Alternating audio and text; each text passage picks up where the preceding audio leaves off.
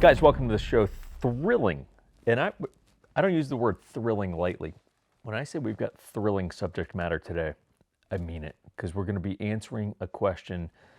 Should you ask for the seller of a house to pay for your closing costs? Aren't you enthused already?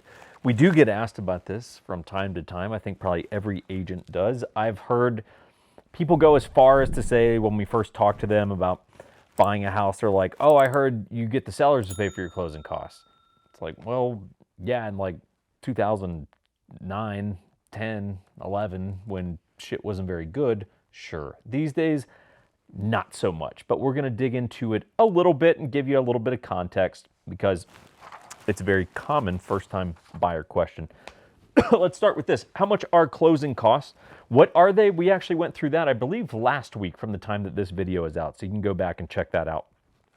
As a general rule of thumb, plan on your closing costs being about 3% of the purchase price of the home. While eventually that will get to be a bit high and that number will come down, as a general reference, it's not bad. So if we just take, let's just say, an average home price of $300,000, that would mean your closing costs are $9,000. In my opinion, that would be a bit high. I would expect them to probably be closer to like 6, 7, I think is what me and Finn usually see. But let's just say 9 to use kind of an average.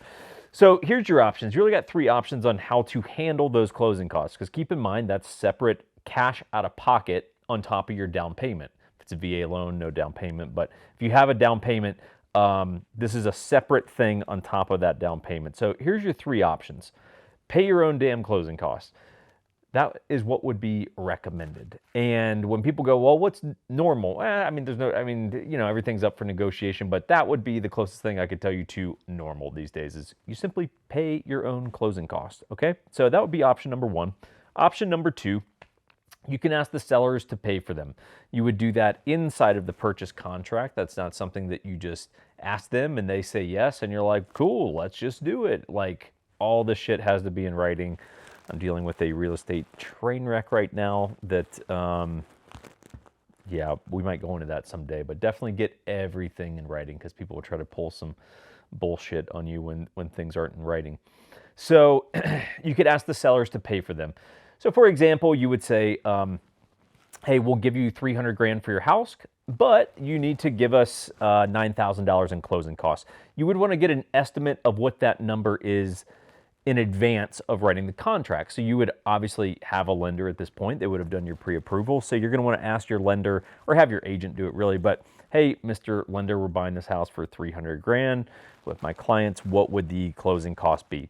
On average, right? It's just an estimate. You're not going to ultimately know what they are until the moment that you're like basically signing all your mortgage documents. But get that number in advance, and you would say to the sellers in the purchase contract, we'll give you $300,000 for your house, but we need $7,000 as a credit for closing costs. And that's what they do. It shows up as a credit on the statement, so it's not like they cut you a check. It just goes inside of the title, transfer fees, all this kind of stuff, and you get a $7,000 credit. That'd be option number dos. Option number tres is you can increase the purchase price and ask for a closing cost credit. So let's just kind of use our example of $9,000 again. Here's how that would work. You would say to the sellers in writing, we'll give you $309,000 for your house, but we need a $9,000 credit for closing costs, okay?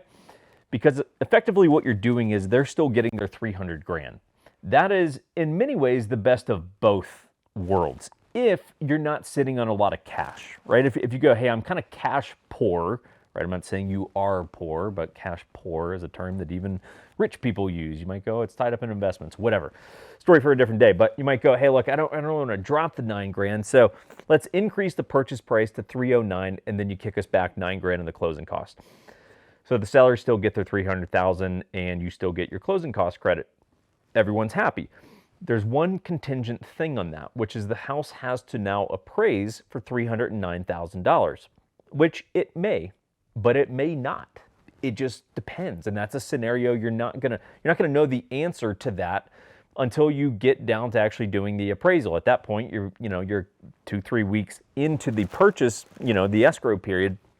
and you might have some earnest money that's non-refundable.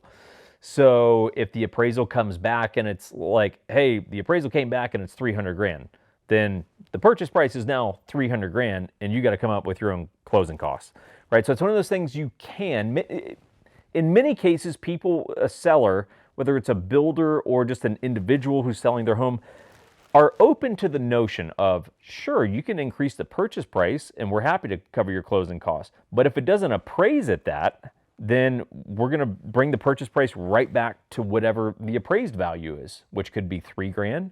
It could be, let's say, 305,000. So the house appraises at 305. You go, okay, cool. We offered you 309 with 9 grand back in closing costs. It appraised at 305. So we do have 5 grand that you can give us for closing costs, and that 4,000 that it didn't appraise for, the difference between the 305 and the 309, you as the buyer are now going to have to cover the 4 grand, right? So the sellers would kick you the 5, you come up with 4, and everything's kosher, right? Same thing if it appraised at 302,000. You go, okay, cool. Well, we got a $2,000 credit for closing costs at that point, but we got to come up with the other 7 grand, right? Because it didn't appraise for 309, it appraised at 302. So that gap of 7K, we got to come up with that. I hope that's making sense. I feel like I'm speaking fast, like I'm on speed or something like that, but it's mainly just because I'm kind of on one today. But if it doesn't make sense, you can ask questions about that below. I'll try to clarify. I think you guys, this is the sharp crowd. Like, you guys are smart. You probably get exactly what I'm saying. So those are kind of your 3 scenarios. 95% of the time right now, I would plan on you covering your own closing costs. You can try to do the increased purchase price thing. Look, not all sellers are even going to go for it. Some are going to be like, nah, man, we're not playing that game. It's a seller's market. You can either pay for your closing costs or you can't, right? Pony up or get the fuck out of here. They're not going to say it that way. That's just how I communicate with you behind your screens. You should plan on paying for your own closing costs.